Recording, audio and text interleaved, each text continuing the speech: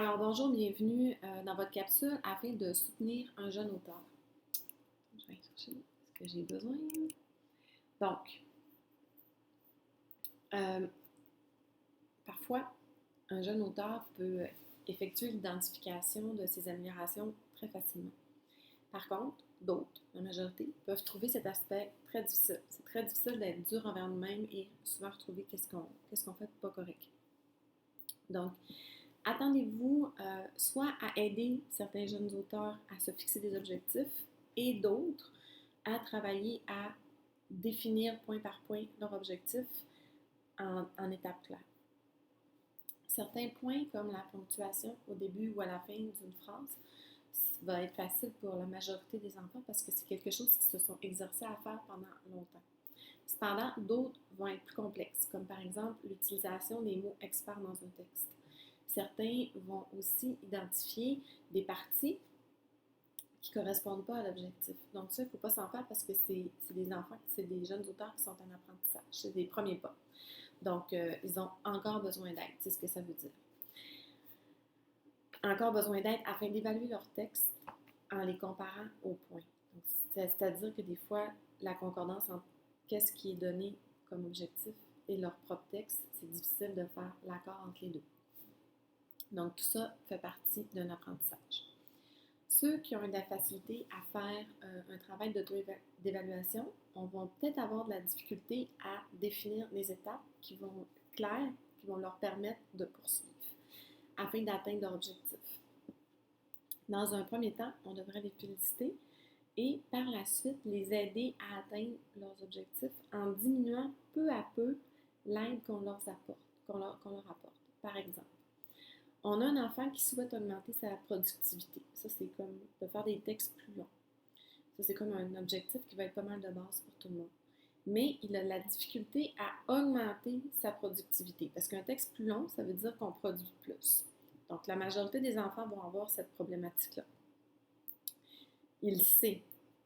Il sait qu'il ne sait pas comment faire. Il sait que ça fait plusieurs moments qu'il est pris avec des textes qui sont trop courts. Il n'est pas capable d'augmenter le nombre de mots qu'il peut mettre dans chacun de ses sujets. Donc, on peut observer les pages qu'il a déjà écrites et lui demander quelles seraient ses stratégies qu'il pourrait mettre en place pour en écrire plus. Donc, les faire sortir par lui-même. Ça, ici, c'est très tentant, surtout pour moi, de le dire nous-mêmes. Donc, faire des dessins, ajouter des formes, des détails sur des formes, la taille, la couleur. Donc, ça peut tout être des stratégies qu'on dit, ben, tiens, regarde tes dessins, ajoute-en, puis après ça, fais des phrases qui vont avec tes dessins.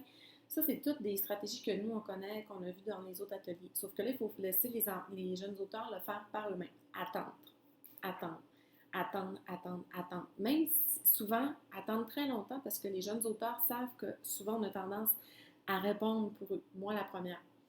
Donc, mais ici, ce qu'on veut, c'est que l'élève soit en mesure de déterminer lui-même qu'est-ce qu'il va avoir besoin de travailler. Donc, on parle ici du développement d'autonomie. Donc, on doit attendre sa réponse.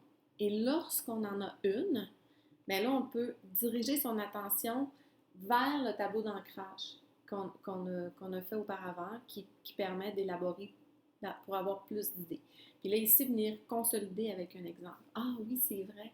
Bon, par exemple, l'enfant me dit, ben, je vais faire un dessin. Ah oui, c'est vrai, comme sur le tableau d'ancrage, on voit bien que si tu fais un dessin, ben, avec des détails, tu peux venir ajouter du texte tu peux venir ajouter des mots à ton texte, donc avoir un texte plus long, avoir plus de productivité. L'enfant pourrait vous dire aussi qu'il va ajouter des étiquettes à son dessin. Vous pouvez lui répondre bien sûr et que chaque mot qui va être ajouté, ben, ça va pouvoir devenir des phrases qu'il va pouvoir ajouter aussi à son texte. Par la suite, on peut lui suggérer d'utiliser ces mots-là comme des exemples pour donner des exemples aussi. Par exemple, l'enfant va dire les feuilles changent de couleur à l'automne. Par exemple, elles peuvent devenir rouges, jaunes, orangées. Donc, il y aura plein de différentes nuances. Ça peut être un exemple d'un ajout avec simplement un mot étiquette change de couleur. On peut par la suite aider le jeune auteur à ajouter des étiquettes pour le guider. Donc, on le fait avec lui un petit peu, on modélise pour lui montrer et ensuite on quitte la table pour le laisser travailler par lui-même. Donc, je vous souhaite bonne chance et à bientôt.